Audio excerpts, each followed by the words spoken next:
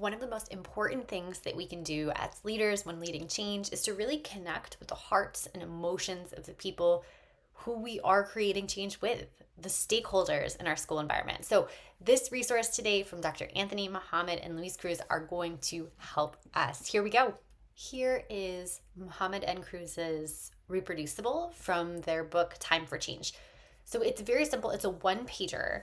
And it's really a reminder for leaders to think about understanding what they call the challenges of change, or what in adaptive leadership we often describe as, resistance as loss, or the kind of emotions, the various emotions that come up when leading change. So here's the kind of questions to both ask yourself, and then Mohammed and Cruz ask us to think about some strategies for each question.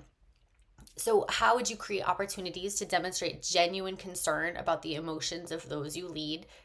And I think for the purpose of this, think about a specific scenario in your particular context. I think that would be helpful to do here. So how would you create opportunities to make sure that folks see you as concerned, and that you are concerned and you have an active listening opportunity to invite folks to share their genuine emotions? Next, what types of strategies would you use to stay fully engaged? So not kind of checking out, checking email, drifting attention, but fully present in the moment as folks are talking to you. Want to give time and strategies for you to be able to process those concerns. And also, and this is important, refrain from giving personal opinions or rebuttals, right? So we're not interjecting, we're just listening and being present for those emotions. The last two, how would you collaborate with those you lead?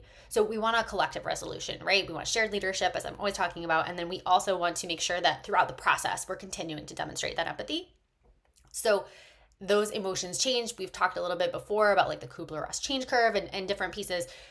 There are many emotions in change. And so we want to be present throughout. So identify at least one strategy for each of these questions, and you are going to be on the path to success. Leads of leadership, sometimes it can be hard to know there are emotions going on. There's stuff afoot. And I love the adaptive leadership lens of really identifying when a challenge is adaptive in nature, which many are, and which this resource we just went through from Muhammad and Cruz actually speak to and write to. And so I just want to name that in the description for the show notes, you'll find Muhammad and Cruz's resource, which is a free reproducible from their book, Time for Change. And you'll also find another resource that I've kind of pulled together from Heifetz, Grashow, and Lindsay's book around adaptive leadership, so that you can diagnose what's going on in the moment, and you can have these key indicators for knowing an adaptive challenge is present, and then use Muhammad and Cruz's worksheet to help you generate some strategies.